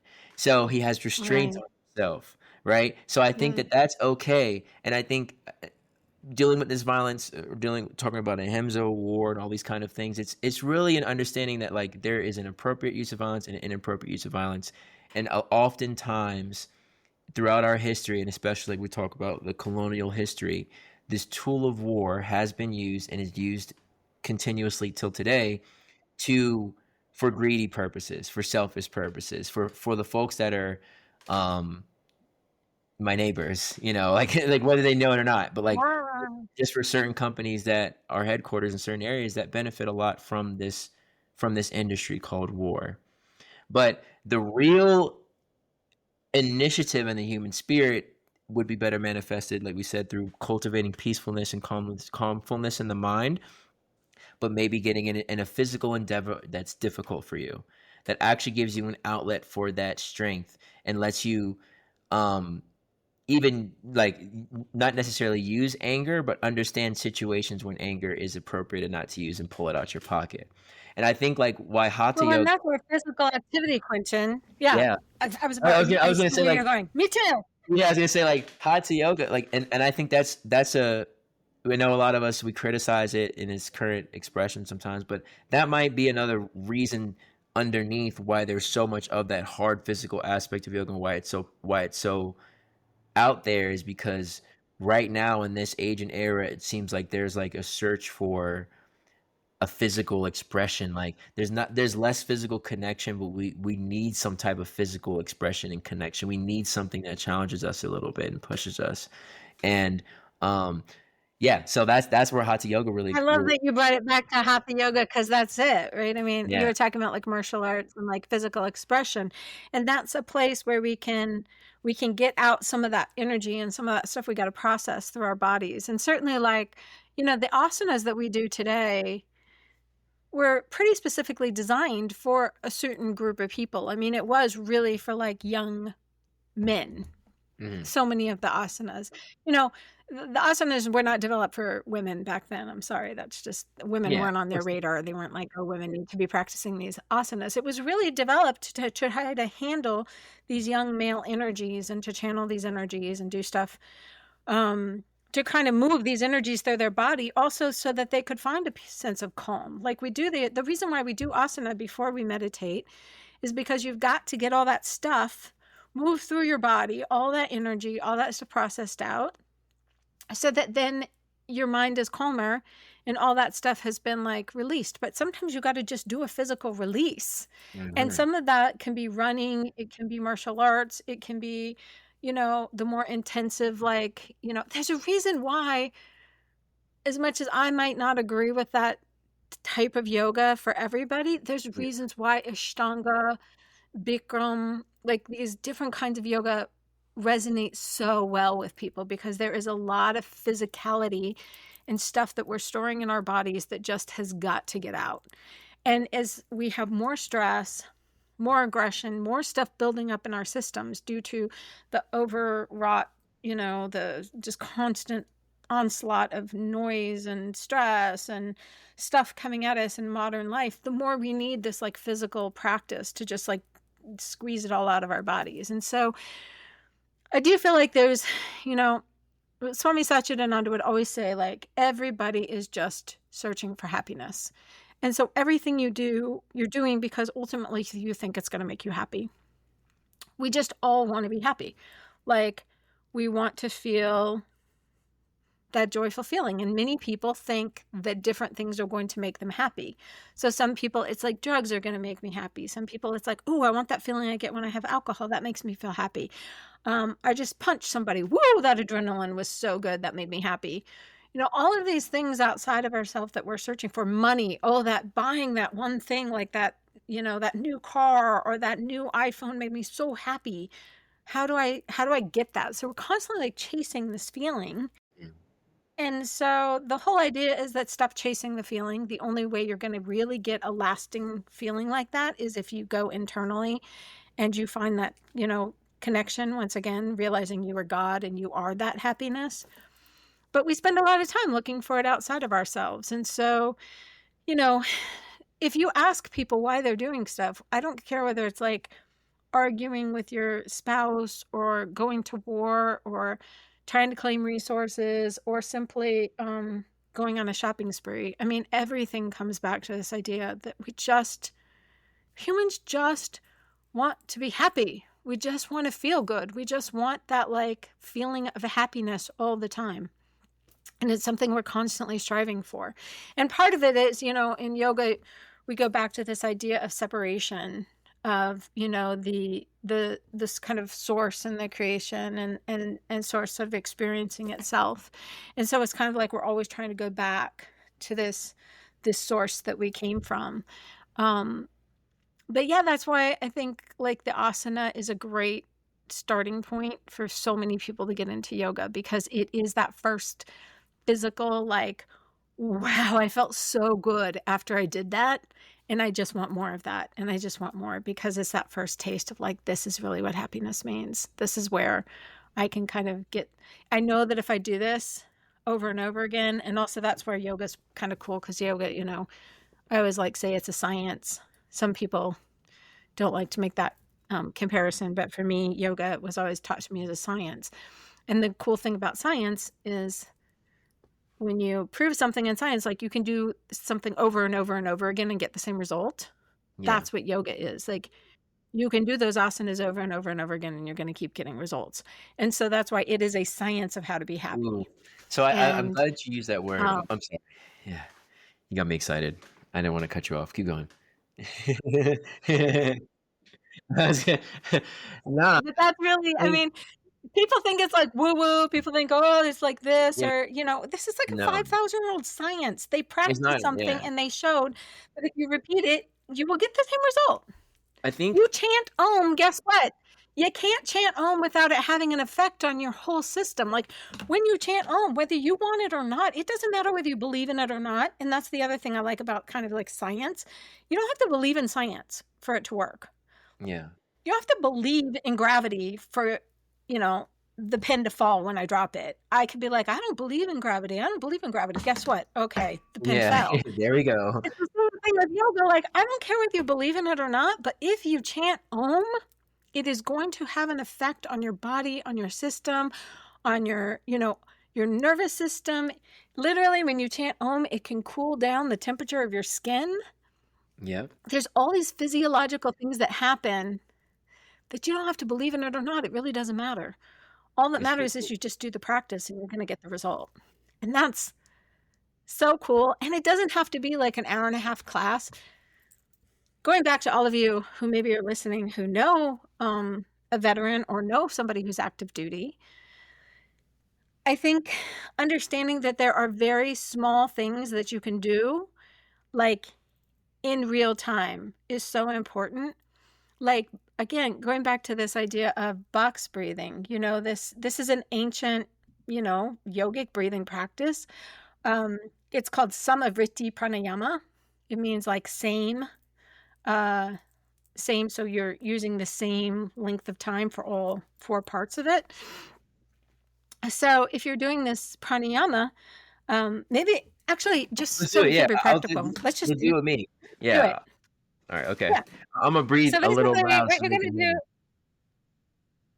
yeah, and it really doesn't matter. Like, yes, if you're in a meditative space and you want to sit down and you want to have your spine erect and all of these things, or you could be driving in your car. You can be fighting with your spouse. I love this one when you are having a very challenging conversation with your spouse, your parent, or anybody, your boss. It doesn't really matter who you are. This is an incredibly powerful breathing. Also, really, if you can't sleep, like this is one of the best things for if you can't sleep to just do this breathing. So we're going to do a count of 4.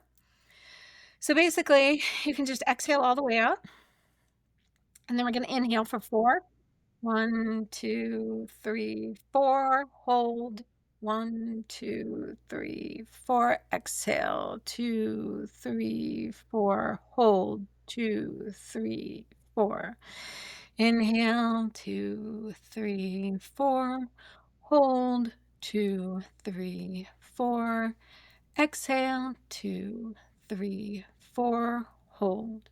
2, 3, 4. Inhale. 2, 3, 4. Hold. 2, 3, 4. Exhale. 2, 3, 4. Hold. 2, 3, 4. Now you can keep doing that already. I see on Quentin's face.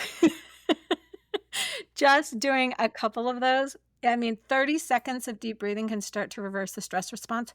30 seconds. You don't have to do like an hour. Yeah, it's great. You want to do 20 minutes of nadi shuddhi, that's great. Alternate nostril breathing, wonderful. 30 seconds can make the difference between your nervous system overreacting or not. I have just been in an incredibly stressful situation. My nervous system's very sensitive. I started getting very agitated and I started feeling really irritable. And that's that's definitely related to PTSD as well. It's like you have these outbursts of irritation that you just feel like you can't control. Using this is like the difference between me getting into fights with everybody around me because I can't seem to stop my mouth, like from saying stuff, or like me actually maintaining peaceful relationships. Just being like, okay, I'm feeling really irritated or I'm feeling really something. This is intense. Let me just sit and do just a little bit of box breathing. And then you can slow down the breath if you want. But also you don't have to feel like it's going to be like, 4 seconds. And the most important thing is that you just do it so it feels really comfortable and smooth at first. And then as it gets more comfortable, as your breath starts to slow down, then you can slow down the count too. So you can then be like, inhale, 1, 2, 3, 4. Hold, 2, 3, 4. Exhale, 2, 3, 4. And hold, 2, 3, 4. So but at the beginning, it should not be strained. You shouldn't feel like you're like struggling to hold, especially on the exhalation. So really just make it easeful, make it enjoyable, make it pleasant so you want to do it. That's really key. I think that's key of all yoga. Asana is supposed to be a steady, comfortable position, not a strain, not an uncomfortable position. And just like with breathing should be steady and it should be comfortable because as you do it, your breath will respond, your body will respond. Yes, you'll be able to hold longer, but it's not necessary to get the benefit. You don't have to do some crazy practice to get benefit from yoga. And that is why I'm so passionate and love yoga so much because it is the most practical thing in the whole world and can be done anywhere, anytime. No one even has to know your box breathing. That's the other cool thing, right? Let's just say you and Safa are having a really challenging conversation, or me and Dee are having a conversation. Dee doesn't have to know I'm box breathing. Yep. He doesn't have to know that I'm calming my nervous system while we're talking. I can feel like my blood pressure going up. He doesn't have to know. Yes. I can just do it quietly by myself, just to calm myself down. Yes. I feel like in closing or close to closing, I feel like I want to just like reiterate some of the things you said. And um, the the beautiful thing about clear mindedness, and it's sort of like the secret, I guess, if there was a secret of yoga, is that it really does start to change your entire experience. Because a lot of the times we look at life as we have to react to what's happening. Um, with this God in us that we're speaking of, like God's position is not reaction, it's creation. It's and especially from a Christian point of view, if you've been baptized and you've accepted Christ in you, then you've accepted that power in you of Christ. Like you can step into this strength from that point of view if that works for you, right?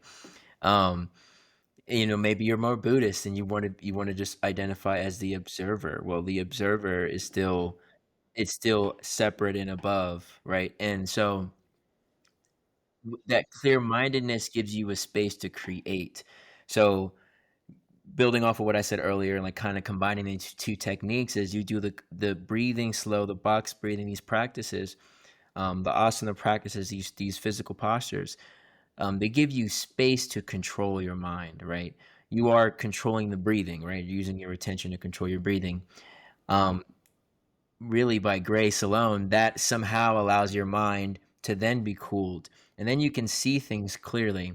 You're still going to think, for lack of a better word. Your mind is still going to want to do something, and that's when you can say, okay, I'm peaceful and I'm calming, or I don't want to fight, or that, or I don't have time to judge my wife, I don't have time to judge my brother, I don't have time to judge my mother, I don't have time to judge. You can do these certain things that you might have picked up along the way or might be hearing here for the first time that can also add to the power of the breath and give you that capacity to be like, okay, I at least know that my being and doing in this particular half of this circumstance is peaceful and calming. Um, and at the very least, you can say you tried, right? Because what's happened to me and all of us here, every yogi you've ever met, we all know all this stuff, and we still argue with people sometimes, right? We still, because of Maya, like we're talking about, or because of temptation, or whatever the word is, we Yeah. still fall prey, but there's a different kind of confidence when you can be like, at least I tried. I tried. I tried. I tried, but now I have to snap. And then you can measure your progress in this nonviolence thing and say, okay, I used to snap immediately, right? Or I used to hit a lot more often. And Yeah. now I don't. Now Yeah. I don't do it as often. And as yogis, like we celebrate all of that, right? We're not looking for absolute perfection and abstinence as soon as you decide to make a change about yourself. You're a work in progress. I learned that from my path. You're a work in progress, right? And the practices, they detoxify you over time. That's why you start with what's easy, what feels right. Okay, so then slowly you want to do it more and more. Okay, now you get to the point where only thing that's left are your vices. So you're at the point where it's like, okay, I could either choose a vice, or I could choose to do my meditation practice, or I could choose to do an asana practice, or I could choose to drink a little bit, or I could choose to cuddle with my wife and come home early, or I could choose to do this. And you get to that point where you get a taste for peace of mind. And the more that you taste it, the more that you want to experience it. So whether you're an archer, or you're a warrior, you can still find ways to find that peace within. And then you'll realize that, okay, wait a minute, I'm a superstar in this circumstance when I'm peaceful ahead of time. Or I realize, okay, there's a direct correlation between my effort, right? Your effort will be rewarded. And I think as military folks, as thus we know that our effort counts, but it's hard to see how Yeah. how the mental effort towards mental calmness can manifest over time. But I think all of us, like me and Radha and the many yogis that are around us, were saying like, yes, 100% it can be cultivated. Just like your mental toughness has been cultivated by boot camp and all these different things, it can be cultivated. This capacity to respond to each situation, no matter how violent, with peace and calmness, can be cultivated, and it will be. And what's beautiful about that is we're talking about karma. At a certain phase of your life, before you get to like seeing everything as equanimous, you do want to choose more good things over bad. As long as you are as identifying things in yourself internally as good and bad, drinking bad, okay, hanging out with the homies and just having wholesome conversations good. Like you can start to select those things and feel comfortable in that and be like, okay, I don't know where this is going to take me, but you can say with confidence that more of the things that are wholesome, that are serving others, that bring joy, genuine holistic joy to yourself, you can start to do more of that and see if your need and urge to be violent stay the same. It's Mommy I'll Satchidananda used to yeah, always say, Quentin, don't worry about your vices. You don't have to quit anything. yeah, All you do is replace them with positive actions and they will fall away of their own. And yeah, that is true whether it is, yelling and screaming, smoking, drinking, doing drugs. It's a really powerful moment, actually, I think, when you start realizing that for me, 50 years in of doing this yoga, yeah. I do have better tools. I'm not going to lie. Like these practices do work. Hmm. Am I perfect? No, I don't think perfection was the idea. And honestly, as humans, we're constantly changing. And so even what we thought was perfect, maybe it shifts and that has a different definition, but they do work. And so just continuing to do the practices and remain in that space, I think is really key because the stuff will fall away. And one day you're going to wake up and you're going to go, for me, in my case, it's like, I ate too much sugar yesterday. And now my meditation is really jumpy. Like my Yeah. mind is jumpy today. Or I drank alcohol the night before, and now my meditation or my body on the mat just doesn't feel good. And so Yeah. then you start being like you said, do I want to drink? Do I want to eat that donut? Or do I want to have a good meditation? And frankly, at some point, you start realizing like good meditation is the most yummy, delicious thing you will ever experience in your life. And so all of those other things suddenly don't become as important because you're like, I would much rather feel good today and happy and peaceful through having a really good meditation than I would eating that donut. And that's a powerful change. And that's something that really, again, it grows with you. Don't expect that it maybe will happen right away, but you absolutely 100% can get there. And I think you and I are testimonies to the power of yoga and what it can do for you. Um, Certainly, my life has not been easy and smooth, but I would not be able to be here with you all today if it wasn't for the practices. Hmm. They really, they really do work. I mean, they just work. Yeah. Well, I think we can leave it on that. Um, uh, yeah, they really do work. They really do work.